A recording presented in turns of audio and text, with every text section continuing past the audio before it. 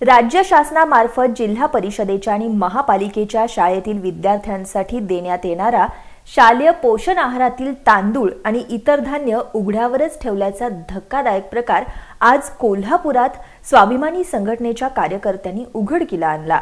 आणि विशेष म्हणजे या उघड्यावरील धान्यात घुशी, उंदीर तसंच दारूच्या बाटल्या पडल्याचं निदर्शनाला आल्यामुळे शहरात खळबळ उडाली आहे। जिल्ह्यातील शाळांना पोषण आहारासाठी केल्या जाणाऱ्या धान्याचा साठा बाजार समितीमधील गोदामात केला जातो। इथं पोषण आहारासाठीचं धान्य हे उघड्यावरच पडलं असल्याचा प्रकार आज उघडकीला आलाय। गोदामातील 1400 टन धान्यापैकी 700 टन धान्य हे उघड्यावरच ठेवण्यात आल्याचं यातून उघडकीला आलंय। संतापजनक बाब म्हणजे या उघड्यावरील धान्यातून घुशी आणि उंदीर बिनदिक्कतपणे फिरत असून दारूच्या रिकाम्या बाटल्या तसंच उंदरांची विष्ठा या धान्यात पडल्याचं दिसून आलंय।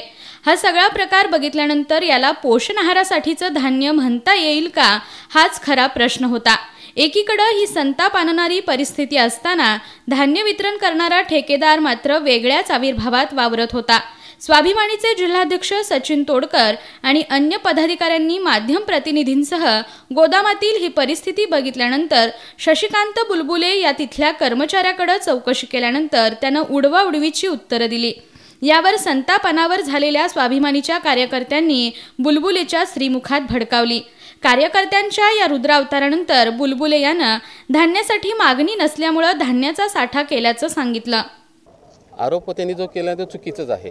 मला जिल्हा परिषदेकडे वाटप करण्यासाठी जे मागणीचं देण्याचं गरजेचं आहे ते अद्याप आम्हाला मिळालेलं नाही। त्यामुळे आम्हाला हा माल असा उतरून ठेवावा लागतो, कारण का 24 तारखेपर्यंत मला एफसीआयमधनं माल उचलणं गरजेचं होतं। त्यानंतर तांदूळ लॅप्स झाला तर आम्हाला तांदूळ मिळत नाही, त्यामुळे हा आम्ही उचललेला आहे आणि जिल्हा परिषदेच्या परवानगी त्यांनी म्हटले उचलून घ्या म्हणून सांगितल्यामुळे आम्ही उचलून घेतलेला आहे। स्वाभिमानीचे जिल्हाध्यक्ष सचिन तोडकर यांनी मुलांच्या आरोग्याशी खेळण्याचा हा प्रकार धक्कादायक असून पोषण आहारासाठीच्या धान्याची परस्पर विक्री केली जात असल्याचाही आरोप केला।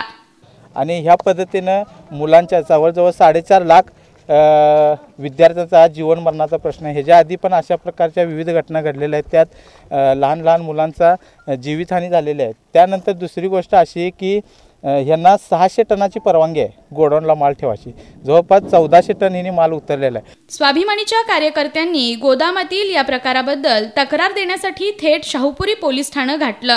स्वाभिमानीच्या सुरेश गायकवाड, दिलीप पाटील, अभिषेक सावंत, ऋषिकेश कांबळे, करण माळी, अभिषेक जाधव यांच्यासह अन्य कार्यकर्त्यांनी हा प्रकार उघडकीला आणला।